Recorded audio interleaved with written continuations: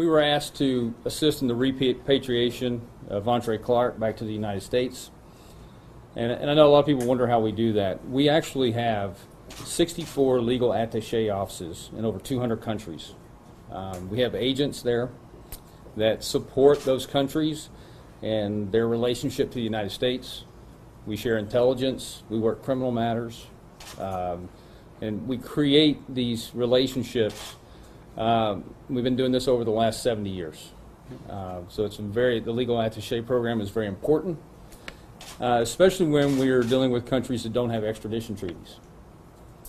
We develop those relationships as law enforcement to law enforcement so that we can capture violent criminals either from the U.S. that travel there or vice versa. So it's very important that those relationships exist.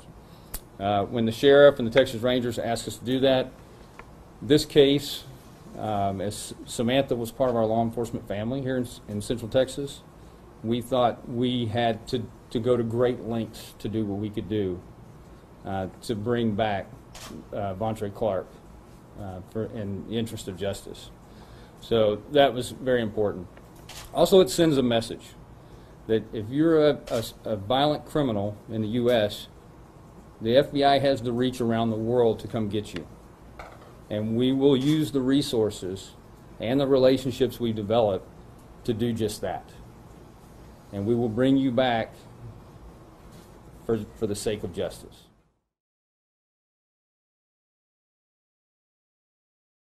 We had, years ago, we realized that we didn't have an extradition treaty with everyone in the world.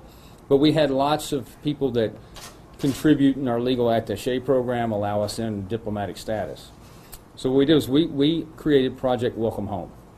And Project Welcome Home was created to bring back some of these violent criminals and the serious criminals that try to escape our justice system by going overseas.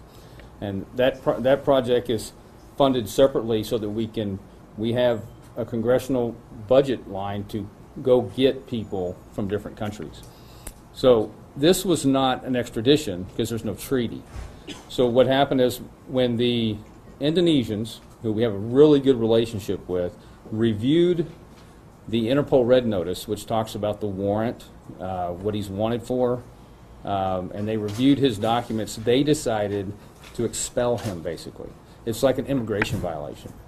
So we had canceled his passport, so he had nowhere to go. So he's expelled, so they kept him until we came and got him. And that's actually how it happens.